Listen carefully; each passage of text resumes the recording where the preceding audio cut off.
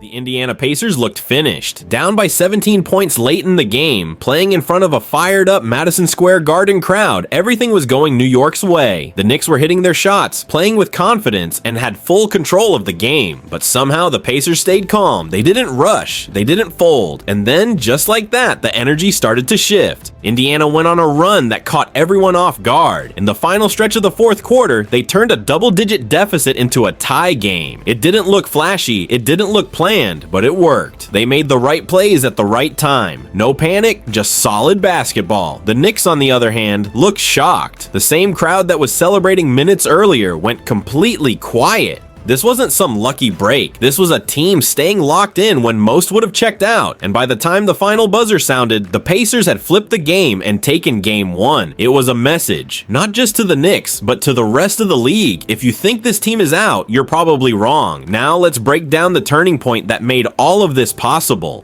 With the game tied and seconds left on the clock, Tyrese Haliburton stepped into the spotlight. He pulled up for what looked like the game winner. Clean release, perfect arc, nothing but net. The crowd thought it was over. He even hit the choker celebration, thinking he just closed the deal. But when the replay came in, his foot was on the line. 2 points, not 3. Tie game, not a win. That moment could have crushed most players. Missing a game winner, celebrating too early, it's the kind of thing that sticks. But Haliburton shook it off fast. Overtime started, and Indiana didn't blink. They played like a team that knew they couldn't lose. Strong defense, smart passes, and just enough scoring to pull away. The Pacers didn't let the moment get too big. What makes it all more impressive is that Indiana hadn't won a game in the Eastern Conference Finals since 2004. This one mattered, and they didn't just steal it, they earned it. Haliburton's shot may not have sealed the win, but his confidence set the tone. That play said everything about who this team is: fearless, focused, and ready for whatever comes next. When Indiana needed a spark, Aaron Nesmith stepped up in a way nobody saw coming. In the fourth quarter, he caught fire, knocking down shot after shot from deep. He didn't just get hot, he exploded. 6 3-pointers in 5 minutes, most of them contested and off the dribble. It didn't matter how tight the defense was. Every shot felt like it was going in. For a moment, it looked like he couldn't miss. This wasn't just a lucky streak. Nesmith showed real growth. He moved well without the ball, handled pressure, and created his own looks. For a player who's often overlooked, this was a statement game. He didn't play like a role player. He played like a difference maker. By the time he was done, he had 30 points and 8 threes, keeping Indiana alive when things looked rough. What stood out most was his timing. Every big shot came when the team needed it most. Nesmith's performance wasn't just about points, it was about belief. He gave the Pacers a lift and maybe even changed how teams will prepare for Indiana going forward, because after this, no one will forget his name. This wasn't the first time Indiana pulled off something crazy. In fact, it's starting to become their thing. Go back to their series against Cleveland. Game 2 looked over, down 7 with under a minute left.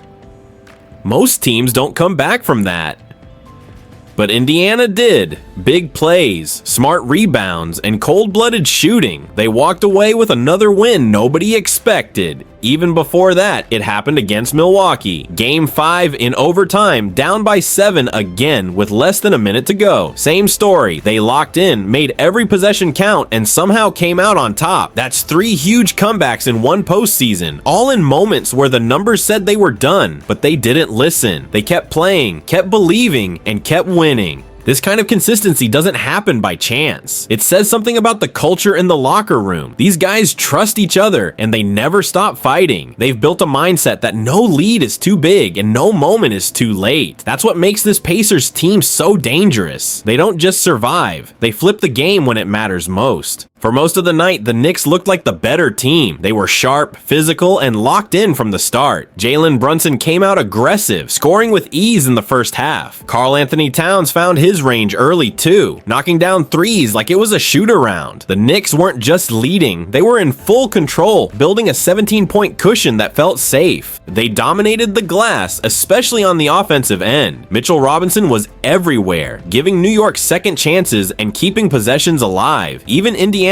bench advantage didn't show up early. The Knicks handled those minutes, limiting damage and staying consistent. Everything seemed to be going exactly how they wanted. They had the rhythm, the crowd, and the momentum, momentum. But underneath that strong start, there were problems the Knicks didn't fix. Their pick and roll defense was all over the place, especially when Karl Anthony Towns got pulled into switches. Indiana kept targeting it and New York didn't adjust. That little crack started to grow. And even though the scoreboard looked good for most of the game, the Pacers were quietly finding openings. Tyrese Haliburton didn't wait until the fourth quarter to make an impact. He started setting the tone early. From the first half, he attacked the Knicks' weak spots, especially when Karl Anthony Towns got caught in defensive switches. Haliburton found his rhythm by reading the floor, picking his moments, and hitting shots with confidence. It wasn't flashy, it was smart, steady leadership from the point guard position. What stood out was how well he controlled the game. He finished with 31 points and 11 assists, but it wasn't just about the numbers. Every time he had the ball, it felt like he was in charge. He created good looks for his teammates, stayed patient, and never forced anything. Only 2 turnovers in a game that fast-paced says a lot about how sharp and focused he was. Haliburton didn't settle for just being a passer. He looked to score when it mattered, and that made him tough to guard. New York had no answer for his balance between scoring and playmaking. If Indiana wants to keep winning in this series, this version of Haliburton, the one who takes control and stays aggressive, has to show up every night. Indiana doesn't win with size or star power. They win with speed, pressure, and non-stop energy. Their style is built for chaos. They press full court, attack quickly after makes, and force opponents to make split-second decisions. Even the smallest mistake, like a slow rotation or a lazy pass, can turn into a fast break the other way. This system isn't safe, but it works because every player buys in. Over 48 minutes, that pressure adds up, and it breaks teams that aren't ready for it. Game 1 wasn't just a loss for the Knicks. It was a missed chance that could cost them the series. They had control, they had the crowd, and their stars delivered, but they relaxed too early, and Indiana made them pay. Now, heading into Game 2, the Knicks are playing catch-up in a series that's slipping fast. For Indiana, this win does more than just steal home court. It confirms their identity. They're not a fluke, they're a threat. And if this pattern holds, the East better take notice, because the Pacers aren't just chasing wins anymore, they're chasing history.